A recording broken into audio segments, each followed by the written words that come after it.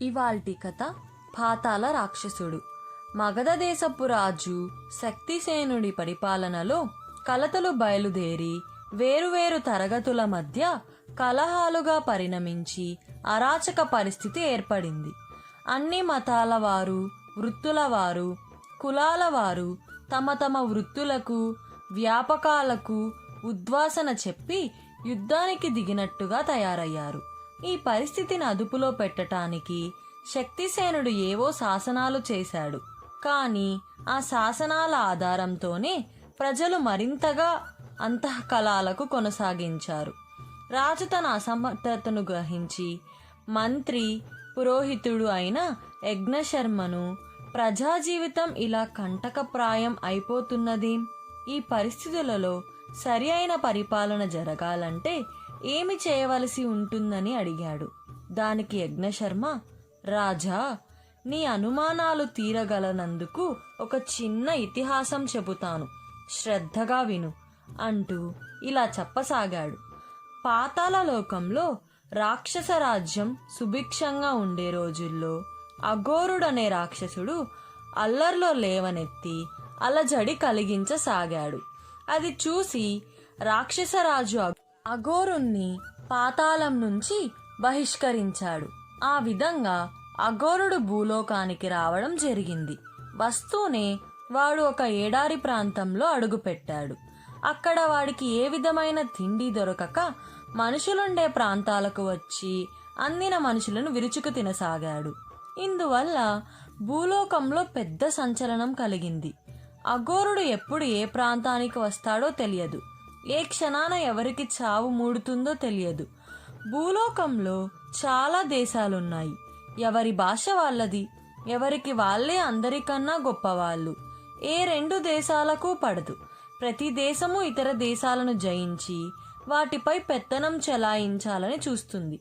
అందుచేత తరచుగా యుద్ధాలు జరుగుతుంటాయి. అందులో పైచేయిగా ఉండటానికి కొత్త కొత్త మారణాయుధాలు కనిపెడుతూ ఉంటాయి. అఘోరుడు భూలోకానికి వచ్చిన తొలి రోజుల్లో అనేక మంది వీరులు ముందుకు వచ్చి తమ తమ దేశాలను వాడి బారి నుండి కాపాడడానికి ప్రయత్నించారు. కానీ తాటి చెట్టు ప్రమాణం గల అఘోరుడి శరీరం మామూలు ఆయుధాలను లక్ష్య పెట్టేది కాదు. వాడు భూలోకంలో విచ్చలవిడిగా సంచరిస్తూ అలజడి కొనసాగిస్తూనే వచ్చాడు. వ్యక్తుల శౌర్య పరాక్రమాలు రాక్షసుడి మీద పనిచేయవని, ఈ రాక్షసుడి వల్ల అన్ని దేశాల ప్రజలకు ప్రమాదమేనని స్పష్టమైంది.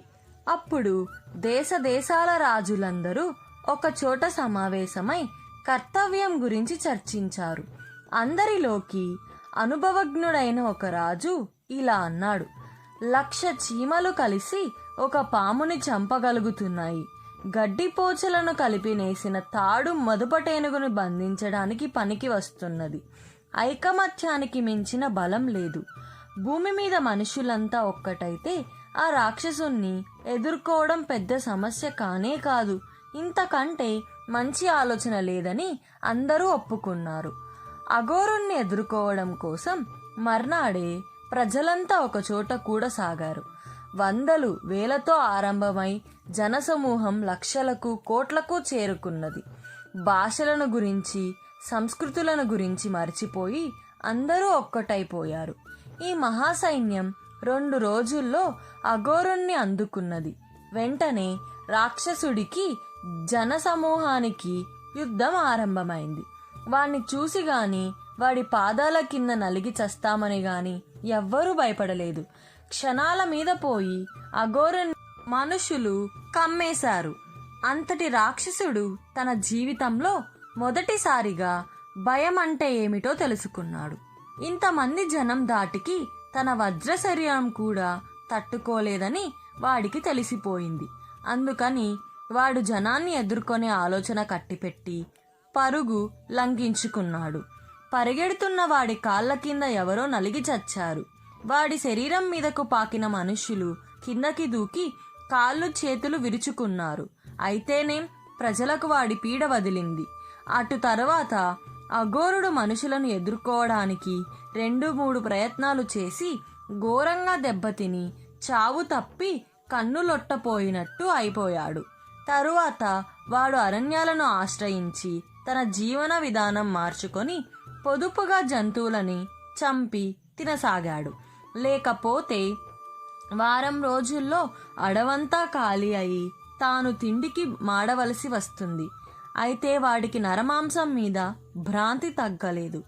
వాడి అదృష్టం బాగుండి ఒకసారి అడవిలో వాడికి ఒక ఆడ మనిషి కనిపించింది. ఆమెకు తిన్నామనే ఉద్దేశంతో వాడు చెయ్యి చాచి ఆమెని పట్టుకున్నాడు. అంతలోనే ఆ స్త్రీ రాక్షసిగా మారిపోయి వాడికి ఆశ్చర్యాన్ని కలిగించింది. ఆ రాక్షసిని వాడు పాతాళ లోకంలో ఎరుగును. ఆమె పేరు అఘోరిక. ఆమె ఇలా అన్నది, నువ్వు వెళ్ళిపోయాక పాతాళ లోకం చిన్నబోయిందనిపించింది. నిన్ను వెతుక్కుంటూ ఇలా వచ్చాను. ఎందుకైనా మంచిదని మనిషి రూపంలో వచ్చాను. అఘోరుడు ఆమెకు తన భూలోకపు అనుభవాలు చెప్పాడు. అఘోరిక నవ్వి, వెర్రివాడ, మనుషులు బలం గలవాళ్ళు కాకపోయినా తెలివి గలవాళ్ళు. వాళ్లను బలంతో కన్నా తెలివితో ఎదుర్కోవాలి. మనం వాళ్ళ మధ్య వాళ్ళ రూపాలతోనే నివసిస్తూ వాళ్లను మోసం చేయాలి. అప్పుడు జీవితం పాతాళ లోకంలో కన్నా బాగుంటుంది అన్నది. రాక్షసులిద్దరూ మానవ రూపాలు ధరించి మానవుల మధ్య జీవించసాగారు. మనుషులకు తెలివితేటలుంటే ఉన్నాయేమో గాని వాళ్ళు వట్టి స్వార్థపరులని త్వరలోనే వాళ్లకు తెలిసిపోయింది. వాళ్ళు మనుష్యుల స్వార్థాన్ని అవకాశంగా తీసుకొని మనుష్యులను ఒకరి మీద ఒకరికి రెచ్చగొట్టసాగారు. ప్రజలలో మళ్ళీ అన్ని రకాల భేదాలు వచ్చేశాయి. భాష భేదాలు, జాతి భేదాలు, కుల భేదాలు, మత భేదాలు, మనుష్యుల మధ్య కొట్లాటలు ఎక్కువైపోయాయి. అఘోరుడు అఘోరిక ఈ గందరగోళంలో మనుషులను అపహరించి తింటూ రాసాగారు.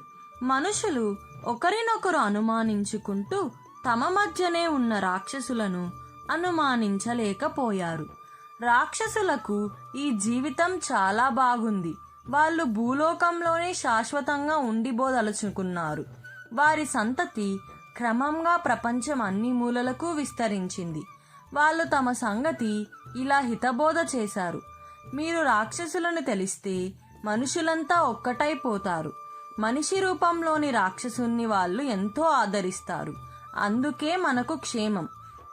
అఘోరుడి సంతతి వాళ్ళు ఇప్పుడు అన్ని కులాలలోనూ, మతాలలోనూ, భాషలలోనూ, దేశాలలోనూ ఉండి మనుషులంతా ఏకం కాకుండా చేయగలుగుతున్నారు. వారి నిజస్వరూపం బయటపెట్టి మనుష్యుల మధ్య నుంచి వారిని తరిమివేయగలిగే వరకు భూమి మీద శాశ్వతమైన శాంతి నెలకొలదు. యజ్ఞశర్మ కథ ముగించి, రాజా, ప్రజలు ఎప్పుడూ శాంతి జీవనాన్ని కోరుకుంటారు. వారు పోరాటానికి దిగారంటే వారిని అలా పురికొల్పిన శక్తులు వారి మధ్యలోనే ఉంటాయి. అరాచక పరిస్థితి వల్ల లాభం పొందే వారెవరో తెలుసుకొని వారు ఎంత సన్నిహితులైనా, పలుకుబడి గలవారైనా సరే సంకోచించకుండా పురుగేరిన పక్షంలో దేశం అతి త్వరలోనే సుభిక్షమై శాంతి నెలకొంటుంది అన్నాడు. శక్తిసేనుడు తన మంత్రి ఆంతర్యం గ్రహించి తన రాజ్యంలో ఉండే ప్రచ్ఛన్న రాక్షసులనందరినీ తొలగించి మగధ రాజ్యపు ప్రతిష్టను తిరిగి నెలకొల్పాడు. కథ సమాప్తం. ఈ కథ మీకు నచ్చినట్లయితే మా ఛానల్కు లైక్ చేసి, షేర్ చేసి, సబ్స్క్రైబ్ చేయండి.